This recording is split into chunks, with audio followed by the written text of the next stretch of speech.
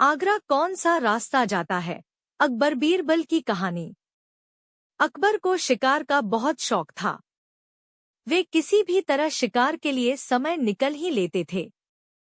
बाद में वे अपने समय के बहुत ही अच्छे घुड़सवार और शिकारी भी कहलाए। एक बार राजा अकबर शिकार के लिए निकले, घोड़े पर सरपट दौड़ते हुए उन्हें पता ही नहीं चला और केवल कुछ सिपाहियों को छोड़कर बाकी सेना पीछे रह गई। शाम घिर आई थी। सभी भूखे और प्यासे थे और समझ गए थे कि वो रास्ता भटक गए हैं। राजा को समझ नहीं आ रहा था कि वह किस तरफ जाएं।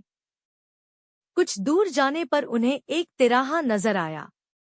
राजा बहुत खुश हुए। चलो अब तो किसी तरह वे अपनी राजधानी पहुंच ही जाएंगे, लेकिन जाएं तो जाएं किस तरफ? राजा उलझन में थे। वे सभी सोच में थे, किंतु कोई युक्ति नहीं सूझ रही थी। तभी उन्होंने देखा कि एक लड़का उन्हें सड़क के किनारे खड़ा घूर रहा है। सैनिकों ने यह देखा तो उसे पकड़कर राजा के सामने पेश किया। राजा ने कड़कती आवाज में पूछा, ए लड़के, आगरा के लिए कौन सी सड़क जाती है? लड़का मुस्कुराया और कहा, जनाब, ये सड़क चल नहीं सकती तो ये आगरा कैसे जाएगी? महाराज, जाना तो आपको ही पड़ेगा। और यह कहकर वह खिलखिलाकर हंस पड़ा। सभी सैनिक मौन खड़े थे। वे राजा के गुस्से से वाकिफ थे।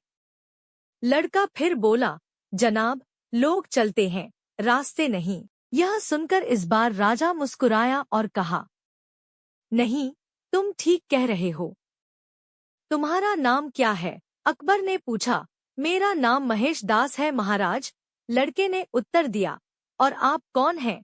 अकबर ने अपनी अंगूठी निकालकर महेश दास को देते हुए कहा, तुम महाराजा अकबर हिंदुस्तान के सम्राट से बात कर रहे हो। मुझे निडर लोग पसंद है।